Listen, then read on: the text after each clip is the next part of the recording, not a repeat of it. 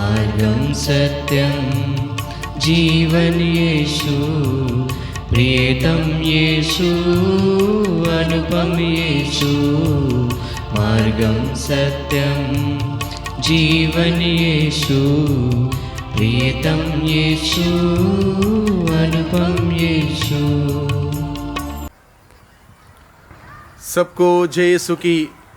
प्रभु क्रिस्त में प्यारे भाइयों बहनों, आज 2 नवंबर है, यानी कि आज के दिन में कलीसिया हम सबों को सिखाती है सभी मृत विश्वासियों को स्मरण करते हुए उनके लिए प्रार्थना करने के लिए, उनके आत्मा शांति के लिए मिस्सा बलिदान चढ़ाने के लिए कब्रिस्तान जाके उनके कब्रों के पास खड़े होके कब्रों की आशीष करते हुए उनके लिए प्रार्थना करने के लिए कलीसिया हमें सिखाती है।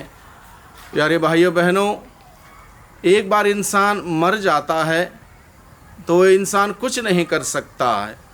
उस इंसान के लिए हम सभी जीवित लोगों की प्रार्थना की आवश्यकता है, क्योंकि कलीसिया हमें यही शिक्षा देती है, जब हम अपने घर परिवार से गुजरे हुए उन तमाम लोगों की आत्मा की शांति के लिए प्रार्थना करेंगे, मिस्सा बलिदान चढ़ाएंगे।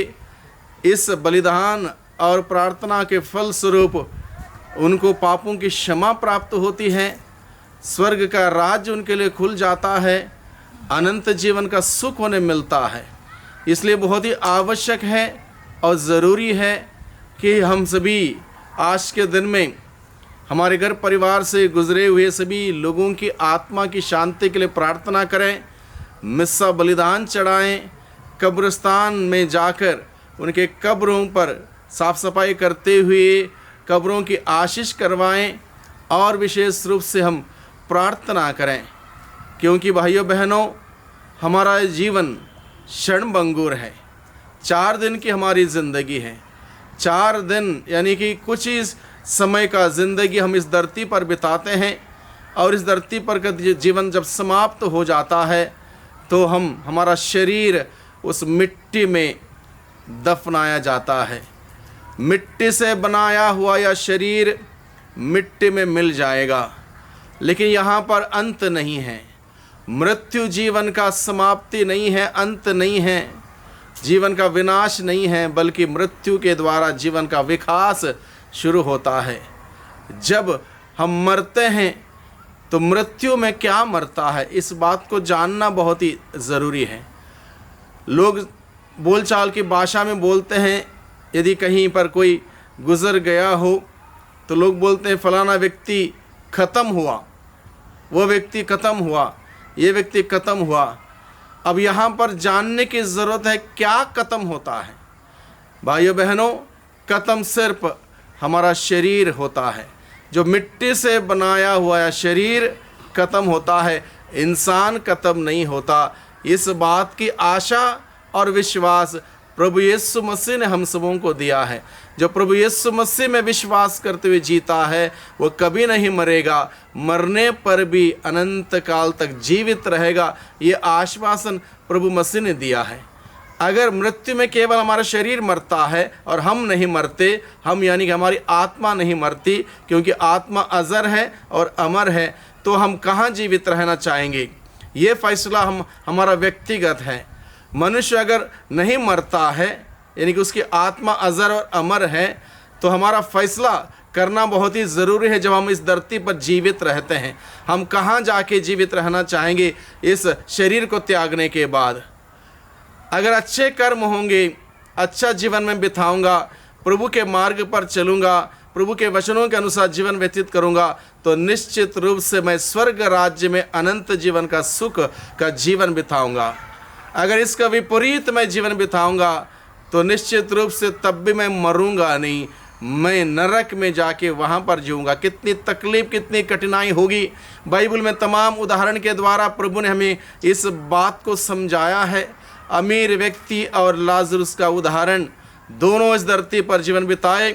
एक ने बहुत ही संघर्ष करते हुए दुख में, पीड़ा में, परेशानी में अपना जीवन बिताया, और दूसरे ने ऐश आराम करते हुए अपना जीवन बिताया। और वो अमीर व्यक्ति जब मर गया और उसके फाटक पर रहने वाला वह लाजरस गरीब व्यक्ति भी मर गया। जब दोनों मर गए, अमीर व्यक्ति नरक गया, क्योंकि उसने अपने दरवाजे में बैठे हुए उस कंगाल लाजरस की परवाह नहीं की, उसके प्रति उदारता का कोई भाव नहीं दिखाए, उसकी सेवा नहीं की। उस गलती के वजह से, क्योंकि वो अपने स्वार्थ में बना रहा, इसलिए वो मरने के बाद नरक गया। नरक जाने के बाद नरक में से वो स्वर्ग को देखता है और स्वर्ग में लोगों को देखता है, लाजरस को देखता है, इब्राहिम को देखता है और तब प्रार्थना करने लगता है, पिता इब्राहिम लाजरस को भेज दीजिए ताकि वो अपने उंगली का सिरा पानी में भिगो कर मेरे जीभ में लगाएं, मुझे ठंडक पहुंचाएं, क्योंकि मैं इस जगह पर मैं परेशान हूं, इस आग में जल रहा हूं।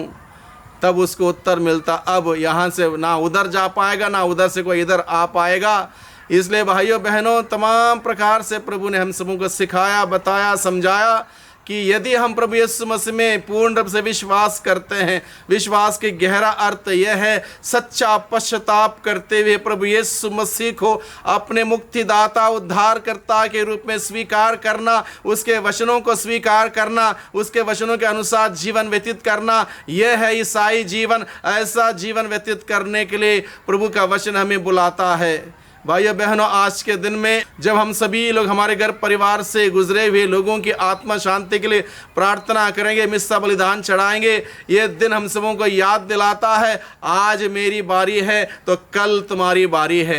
यानी कि हम सब के सब बारी बारी में इस दुनिया में आए, बारी बारी में इस दुनिया से वापस जाएंगे, लेकिन जाएंगे क्या बटोर कर लेके जाएंगे? ना पैसा हमारे साथ जाएंगे, ना दौलत हमारे साथ जाएगी, ना ज़मीन जायदाद हमारे साथ जाएगी। जो कुछ भी हमने हासिल किया, जो कुछ भी बटोर लिया, सब कुछ यहीं पर रहने वाला है। भाइयों बहनों, सब कुछ क्षणभंगुर है, सब कुछ व्यर्थ ही व्यर्थ है। अगर एकमात्र बात फायदे की है तो अगर हमने प्रभु यीशु मसीह में विश्वास करते हुए उस विश्वास का जीवन बिताया हो, उस वचन के अनुसार जीवन बिताया हो, वही हमें स्वर्ग की ओर ले चलेगा। और प्रभु के मार्ग पर चलना कोई आसान नहीं है। प्रभु का मार्ग क्रूस का मार्ग है, बलिदान का मार्ग है, त्याग तपस्या का मार्ग है, एक दूसरे को क्षमा देते हुए क्षमा लेते हुए जीने का मार्ग है, एक दूसरे को माफ़ी देने का मार्ग है, एक दूसरे के साथ प्यार मोहब्बत से जीने का मार्ग है, न्याय प्रिय शांति प्रिय बन के जीने का मार्ग है, जो कि आज के दिन में आज के परिवेश में कठिन जरूर लगेगा, लेकिन यही मार्ग हमें स्वर्ग ले जाएगा। भाइयों बहनों, आज के दिन में जब हम सभी मृत विश्वासियों को याद करते हैं, हम विशेष रूप से प्रार्थना करें कि हम इस प्रकार से इस धरती पर जीवन बिताएं, ताकि इस धरती का जीवन की समाप्ति के बाद हम सबों के लिए स्वर्ग का द्वार खुल जाए, जहां हम अनंत जीवन का सुख भोगें। वही प्रभु हम सबों को ऐसी कृपा शक्ति सामर्थ्य प्रदान करें कि हम इस सुंदर जीवन को और सुंदर बनाएं, प्रभु के मूल्यों से और प्रभु के सिद्धांतों को अपनाते हुए, आजमाते हुए, अपने जीवन में उसके अनुसार जीवन बिताते हुए इस जीवन को सुंदर बनाएं। यह जीवन प्रभु ने हम सबों को इसलिए दिया है ताकि हम इस जीवन के द्वारा निरंतर प्रभु की महिमा करें। वही प्रभु हमारी सहायता करें।